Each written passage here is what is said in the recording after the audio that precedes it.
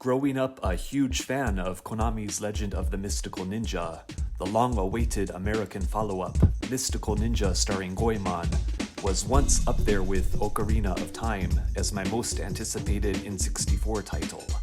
Possessing a wild plot and bigger cajones than a Tanuki, Goemon's 3D debut holds the distinction of being the system's boldest third-party title, with an intoxicating charm compelling one to excuse some often mediocre gameplay. Goemon easily deserves its cult classic status. The game is divided into 4 main styles: fields, towns, dungeons, and impact segments.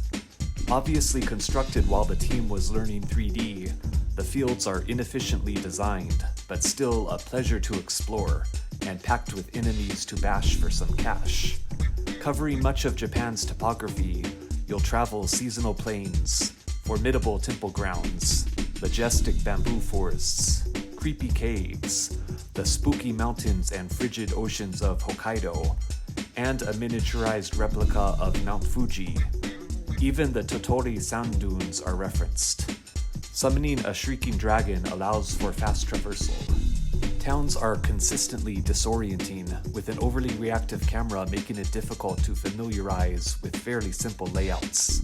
Yet the tranquil music, distinctive atmospheres, and quirky dialogue of the shop owners and villagers will have you in no hurry to leave.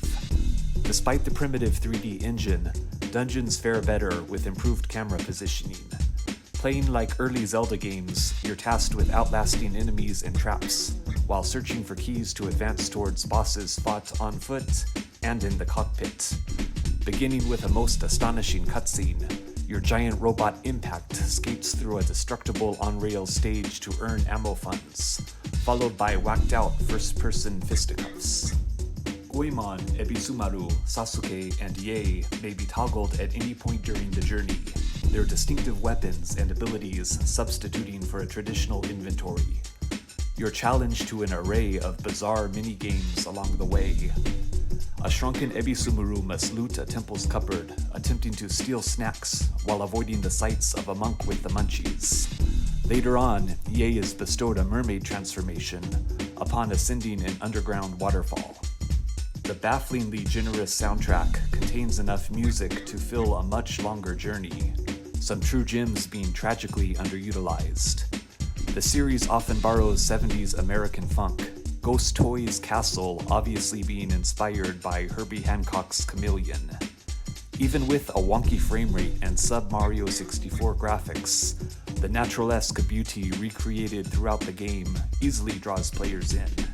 Clocking in at 8 to 10 hours, the adventure wisely ends right before its limitations test your patience. Attempting to combine the approaches of both Mario 64 and Ocarina of Time, Goemon reached the genius of neither. Lacking are the smooth controls, consequential physics, and unspoken invitation to experiment felt in Mario 64. It also missed the convincing open world, clever puzzles, and awe-inspiring moments of Ocarina. Despite its flaws, Mystical Ninja Starring Goemon offers an unforgettable experience, easily outshining the sometimes rudimentary execution. Maybe you've gathered all 120 stars and united the Triforce, but can you figure out what the hell is the deal with Plasma Man?